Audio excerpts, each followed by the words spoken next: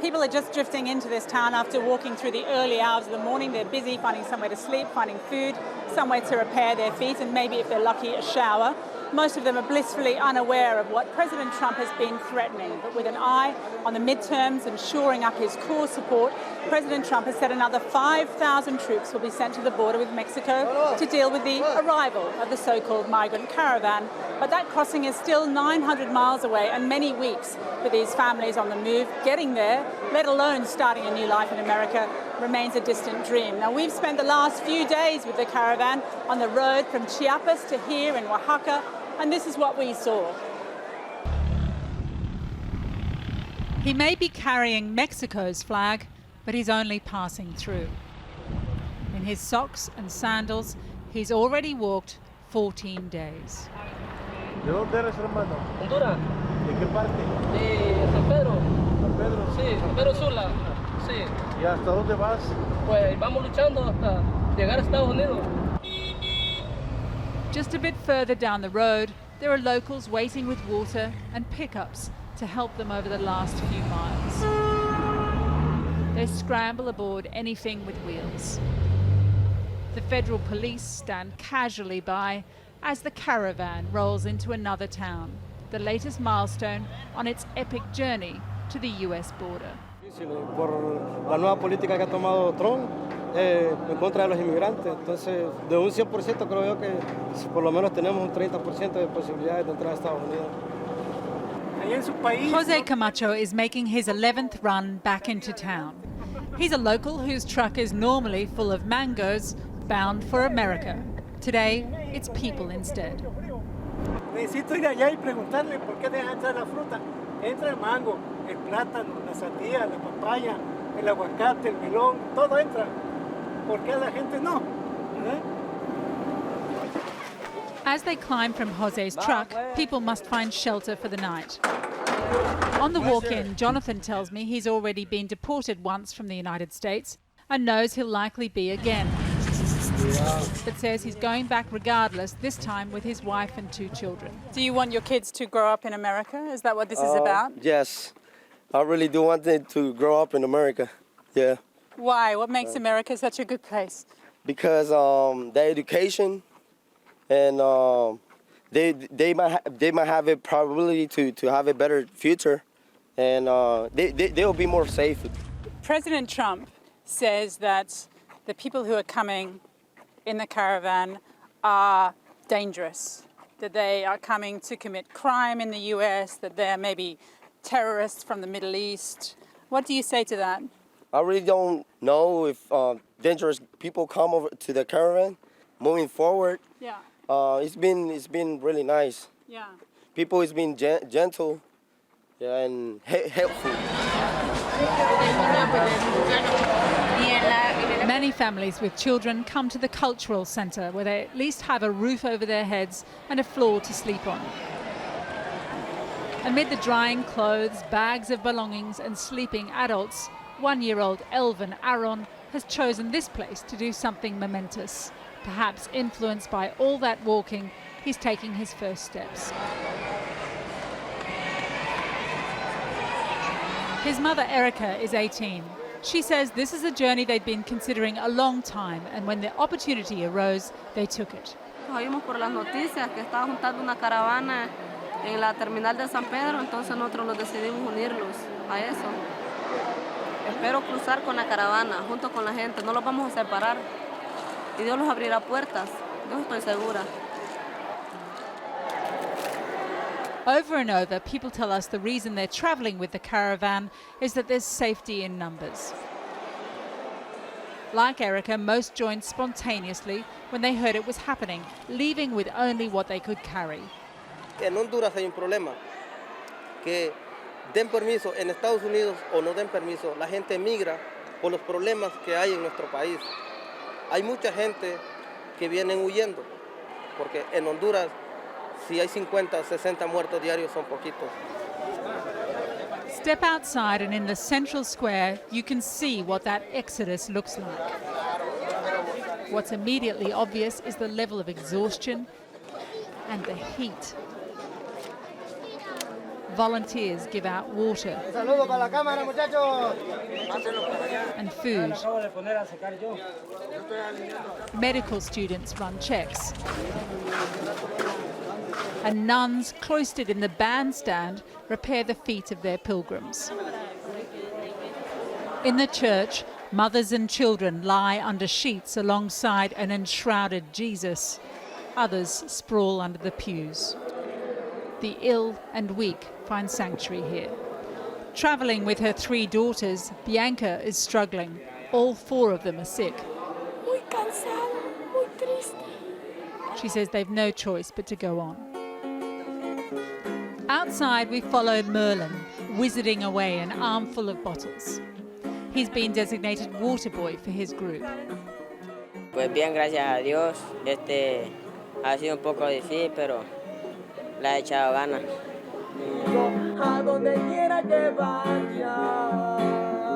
On the other side of the square, Candelaria has spent the day helping the caravan that's pulled up on her pavement.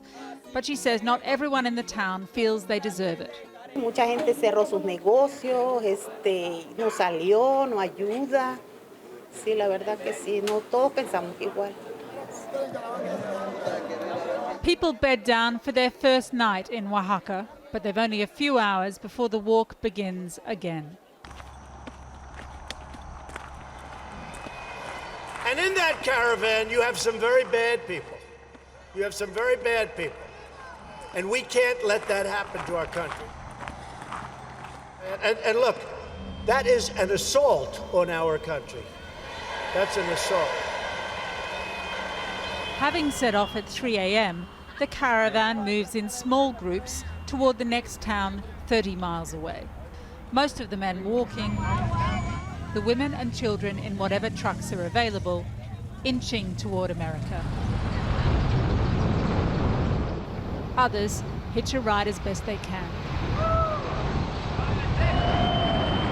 Together they've found the will to leave the country they love, tying their fate to the caravan, bound for a nation building a wall and sending troops to the border to repel them. But no one's turning back. Now they've made it here to Yucatan, they're getting a pretty amazing reception, I've got to say. I've just been speaking to Oaxaca state officials here who are doing their utmost to make these migrants feel welcome. There are tents, there's food, there's a library for children. Just behind me, in fact, there's a map on the wall, a map that shows the US border and the very different routes to it. A small crowd clustered around there for the last hour or two. Now, President Trump may want these people to be pawns in his political game as the midterms draw closer. This is what he said about them yesterday in a tweet. Many gang members and some very bad people are mixed into the caravan heading to our southern border. Please go back. You will not be admitted into the United States unless you go through the legal process. This is an invasion of our country, and our military is waiting for you. He's made all kinds of claims about the thousands who are making this journey, that there are Middle Eastern terrorists among them. We haven't seen any. That they are being paid for by left-wing operatives, and we've found no evidence of that. Now, there are at least another 2 separate caravans and more than 1,000 people behind these travellers, one from Guatemala, another from El Salvador. Now, the one that's coming up from Guatemala has been trying to cross the border into Mexico over the last 48 hours, and there were some extraordinary scenes down on the border near Tapachula. The federal police on the Mexican side were pelted with bottles and rocks when they tried to blockade the gates. The migrants who crossed the river, the Suchiate River, which marks the border there, it's a very common place to swim into Mexico. Yesterday, for the first time, state helicopters hovered overhead so close that they blew the water up into the faces of those trying to swim over. One young man drowned. There is clearly pressure on the Mexican government from the US to stop these people, to stop the caravan. But for now, those efforts really feel as though they're being done mainly for appearance's sake, rather than being designed to have any real impact. We were with the caravan when it crossed through a number of checkpoints in the past days, completely undisturbed. We'll be back later in the program with more from Mexico, but for now, back to London. Kylie, thanks very much. Well, I'm joined from Phoenix, Arizona by John Sandweg, who's former Director of U.S. Immigration and Customs Enforcement. From Washington, D.C. by Andrew Arthur, who's Resident Fellow in Law and Policy at the Center for Immigration Studies. And from Los Angeles by the immigrant rights advocate and author Julissa Arce, who came to America at the age of 11 but remained undocumented for almost 15 years, despite building a successful career on Wall Street. John Sandweg first. We seem to have lost Andrew Arthur, but start with you, John Sandweg. When you see 3,500 migrants heading towards the US, is it legitimate for President Trump to be responding to what he sees as concerns from American citizens? Well, I think certainly to have some concerns about the situation. Over the last 4 years, we've had huge numbers of Central Americans coming to the United States seeking asylum. But I think the president's trying to characterize this as a security problem when really it's a humanitarian crisis. And the problem is we've never dedicated adequate resources to our immigration courts or to the apparatus that responds to a mass refugee event like this. So I think that, absolutely some concern is warranted, but the sending the military to the border or some of these other things are not only going to be ineffective, I think they really do mischaracterize the nature of this crisis and what we're dealing with. So what should he do instead? Well, I think what I would like to see, first of all, is let's recognize this is a humanitarian problem. I mean, the notion that this is full of gang members or other things is ridiculous. The frustration people in America feel, though, is legitimate. What happens is when you have large numbers of individuals like this, they all claim asylum, and our immigration courts, the specialty courts that handle these kinds of cases, are quickly overwhelmed. So people end up spending 3, 4, 5 years in the United States waiting for their hearing before this immigration judge. I get where that frustration comes from, but you deploy the military when you have a different type of border event, and that is an event where you have individuals, like we've seen traditionally, who are crossing our border and sneaking into the country, trying to evade capture. And the military has been helpful in terms of providing additional eyes on the border to spot those people. What we've seen with all the Central Americans over the last 4 years in these caravans in the past is that they don't sneak across the border and try to evade capture. They actually surrender and make a legal claim for asylum status in the United States. Okay. So the resource allocation should be focused there. Let me put that to you, Julissa Arce. I mean, when you hear President Trump talking about sending in the troops, well, he is sending in the troops. How does that strike you as someone who has been in that situation coming into America from Mexico in your case? Yeah, so it's really, I think that the president is really trying to weaponize this event, this caravan, for political reasons. He's really trying to use the caravan, talking about ending birthright citizenship, as ways to distract from the real issues that are at stake in the upcoming midterm elections. And frankly, as an American citizen, I feel very strongly that sending the military is really a waste of resources. It's a waste of American resources. And as it was mentioned already in the program, this is a humanitarian crisis, and these people are asylum seekers. They're not trying to invade the country. They're not trying to cross the border illegally. They are trying to present themselves at the border to seek asylum because they are trying to escape very dangerous conditions in their countries. Yeah. Well, let me put that to Andrew Arthur. I mean, some of these migrants in the caravan are potentially economic migrants, but others are asylum seekers saying they're fleeing persecution, violence and poverty. They have every legal right to come to America, don't they?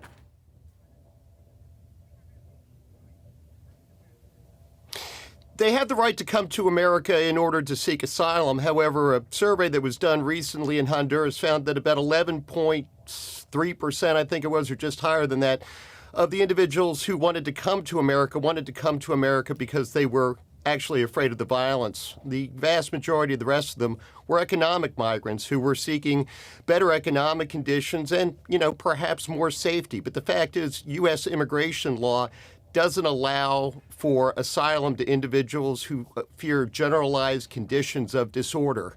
San Pedro Sula has been called the murder capital of the world, but that's actually a misnomer.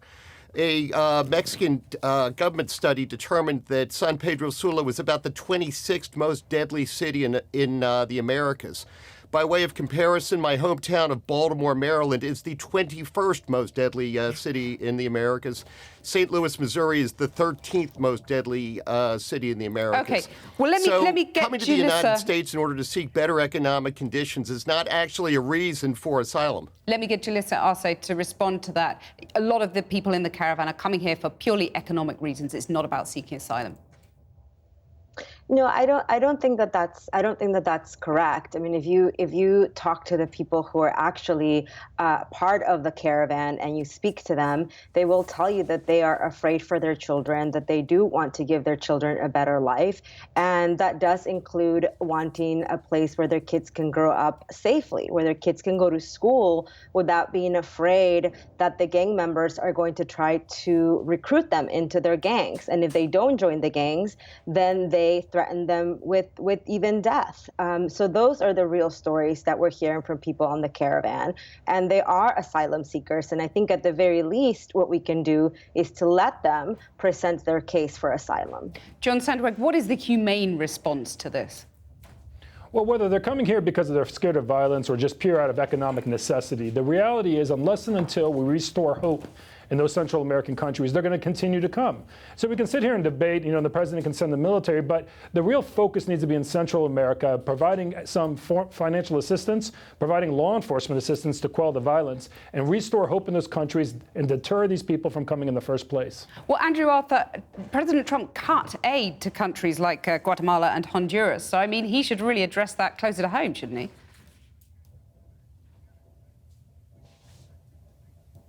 Well, these are really questions for Honduras and Guatemala to answer. It's up to those countries to take care of the issues of violence and crime in their home countries. I agree with Mr. Sandweg when it comes to where American aid should be directed. But at the same time, these are Honduran problems, these are Guatemalan problems for those countries to resolve by themselves. One other thing that I'd like to bring up is we talk about militarizing the border.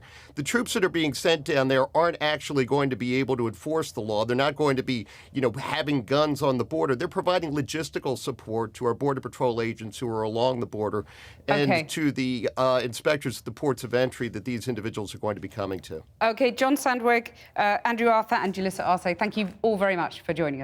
Jackie.